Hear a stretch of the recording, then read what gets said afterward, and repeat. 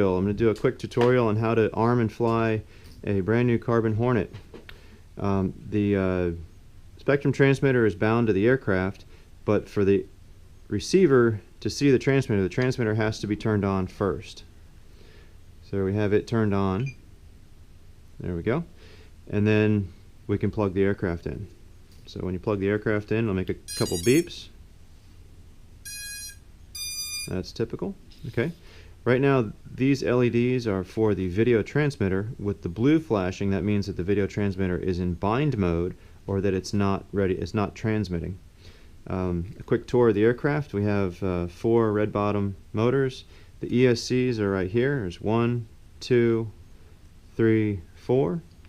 The FPV receiver, the satellite receiver that binds with the spectrum transmitter, is right here. It has a little orange light on it.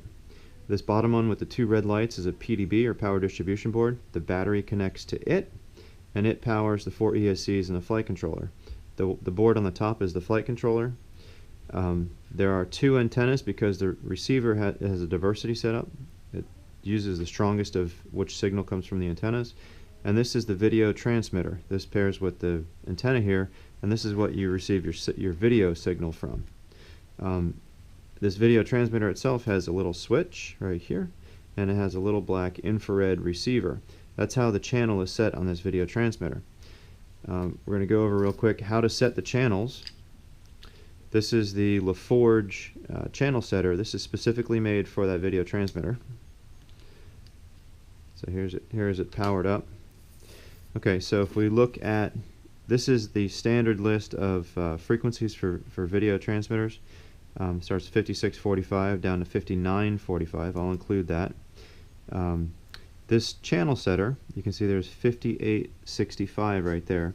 You can change that by moving this wheel.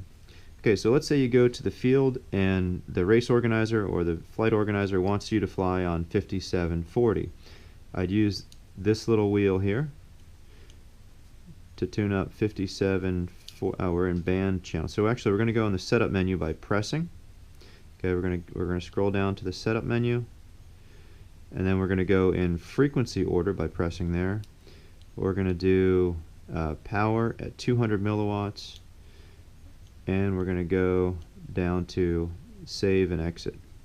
Okay, so in manual mode, when I move the wheel here, it will change in frequency order.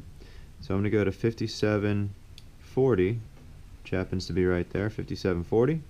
And now this is an infrared transmitter.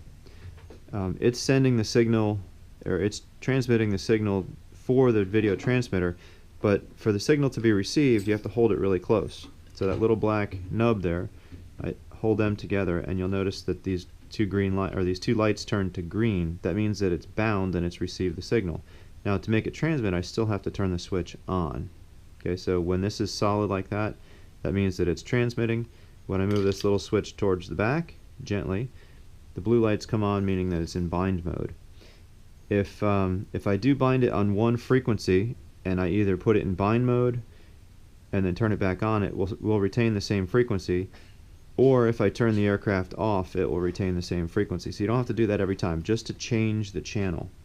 The 2 flashing blue lights means that it will accept the bind, and the number of lights here, if 1 orange light is on, it means it's transmitting on 25 milliwatts, 2 means 200 milliwatts, and all 4 lit up means it's transmitting on 400 milliwatts. So it's adjustable power as well.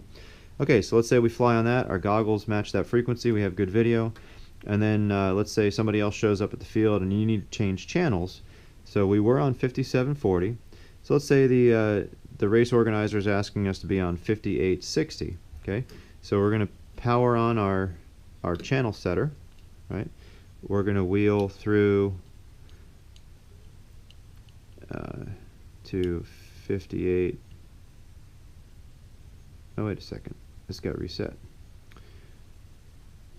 Setup menu. We're going to go by frequency order.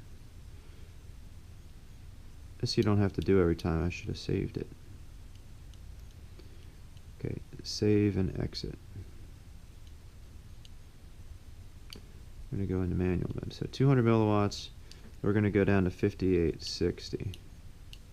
Okay, there we see 5860. Might be hard to see in the video, but that says 5860. So now that says 5860. I'm going to hold it up to the transmitter, wait till the lights turn green, and when I turn it on, that is now transmitting 5860. It's a fairly simple and easy way to do it.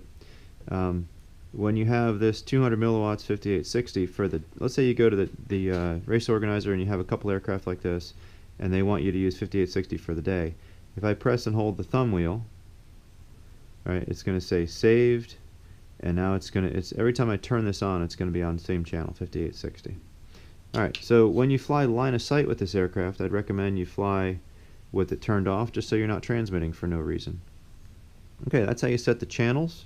We'll put that aside, unplug that. And then now we can talk about real quickly about how to actually arm and fly the aircraft. So here's a transmitter. This switch I have set up for all the way down is horizon mode, middle is acro, and all the way up is acro with high rates. And the voice actually, I'll adjust the volume a little bit, you can hear it says it.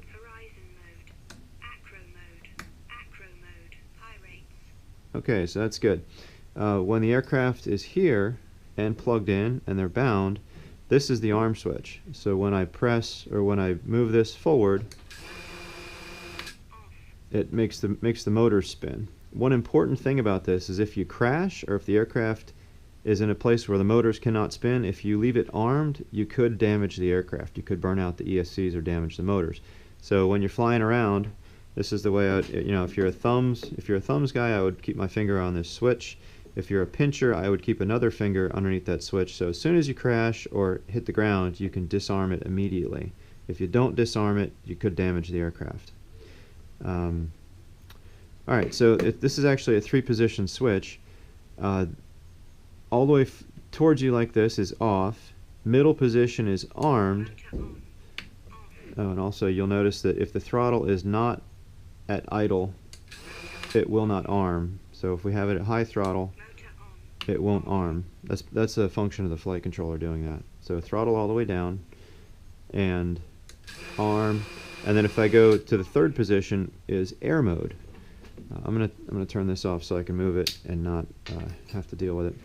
So what air mode has to do with is making the aircraft fly a little smoother in flight, or as it's flying, but it does not do very well on the ground. Air mode uses the linear accelerometers on the aircraft, and because of that, the motors can tend to rev up a little bit when it's sitting on the ground. So a typical takeoff would be arm, take off flying, go to air mode in flight, and then as soon as you land, disarm the aircraft.